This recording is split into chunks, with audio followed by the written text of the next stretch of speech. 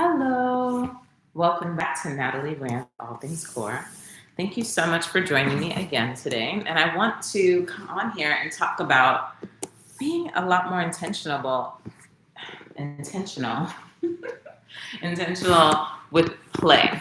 So today I wanted to kind of touch base and talk about ways that we could start implementing just being more playful in our movement. And I know that um, these times in different parts of our lives, it's like we're so busy and we don't have time for this and we can only do that. And I just wanted to come on here and talk about all of the benefits of inversions and how playful they can feel.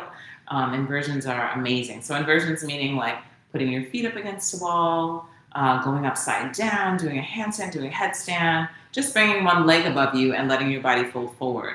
All of those things, not only do they help circulate your blood, they just bring new, fresh fluid through your body and they help move things and shake things up, especially when the season starts getting a little bit slower, colder, more stagnant. The way to get things moving after a brisk walk, do a little stretch, and then lie flat and invert, right? So today I'm going to do two different variations. The first one's really simple, just putting your legs on the wall. Second one's preparation for a headstand.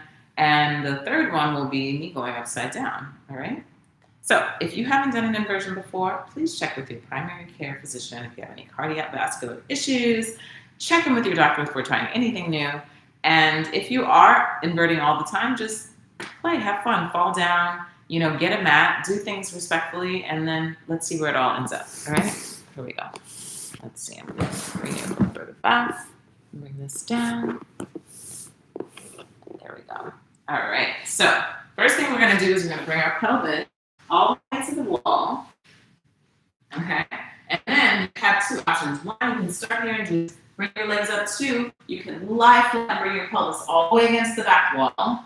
And then you'll lie down and throw your legs up against the wall, and your pelvis is going to try and shift so that way it's completely, both pelvis systems, the ischium bones, the bones of those hips are on the wall, right? You just take a nice deep inhale. You can place your hands in front of the legs to help encourage them to stay long. But if it doesn't naturally happen, you can just bend the knees and stay here and breathe, all right? You can even do the number 4 shape, or both feet together.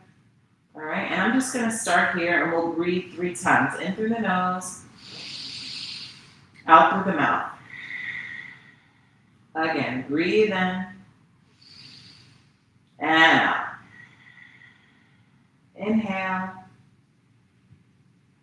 Exhale, almost think of arching the lower back. Breathe in and breathe out.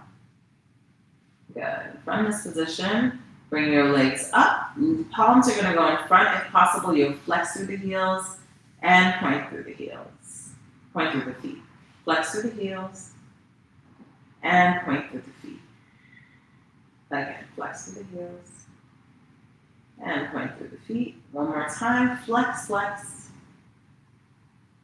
and point. Great. From here, we'll bend the knees. That should have felt great. Now, if it's totally comfortable and that's enough for you, you'll stay in this position. If you'd like to do a little bit more, you can come this way and join in the fun, right? All right, so from here, I'm going to bring you down so we can kind of talk through some of these steps, all right? So you're going to bring your fingertips or your hands, you're going to interlace the fingers, right? And then both of the palms are going to stay together close to the edge of the mat, and you'll open them out just almost about the distance of your shoulders, all right?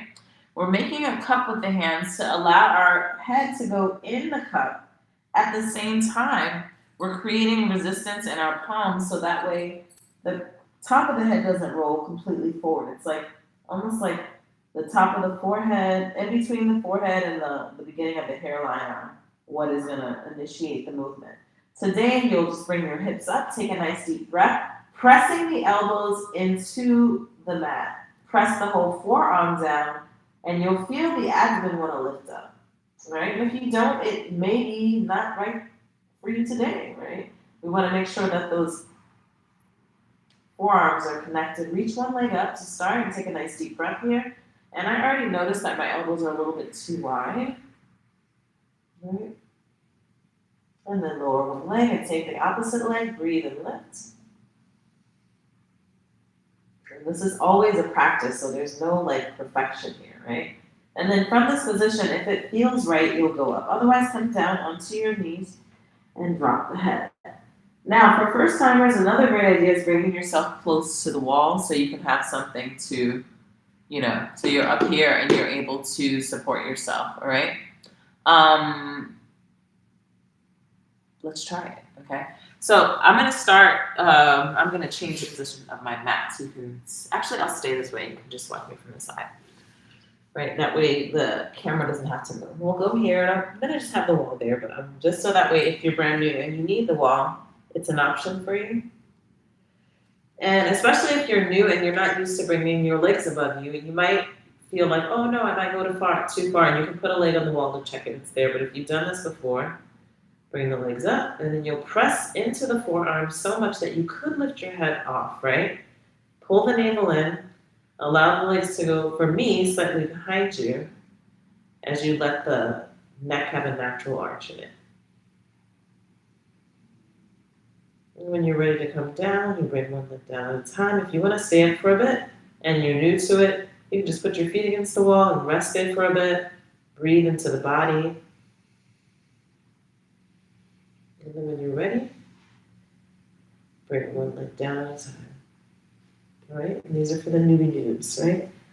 It's a beautiful way to kind of regroup and get everything shaken up, so to speak. All right, and then today we're going to go ahead and do a handstand. If you don't use your hands in that way, you'll skip it. Maybe just go back to the first stretch or the first inversion, which is just lying down. All right, and then I'm just going to go palms. There's a couple different ways that you can go into the handstand, right? One of the ways is jumping into it. I'm not going to do that today because I haven't been practicing my handstands frequently. So I'm going to bring both of the palms down on the floor and go to a mountain position. All right, take a nice deep breath, and I'll bring this up slightly so you can see the top of the body. I'm not really sure. It looks like there's some sort of, we'll see. All right, so from here, one leg's going up and then down. It's a nice place to practice just bringing the body off the ground, letting your hips go ahead of your body, right? For now, while you kind of work on it. And then from here, I'm going to go up and leave a leg up. Right? Eventually, your goal is to allow the crown of the head to go further out where the hands are, and it'll get you up there. All right, we'll do that one more time. And then focus on how to support ourselves. Really press into the floor. I usually push up with my left leg first. Probably I should work on both.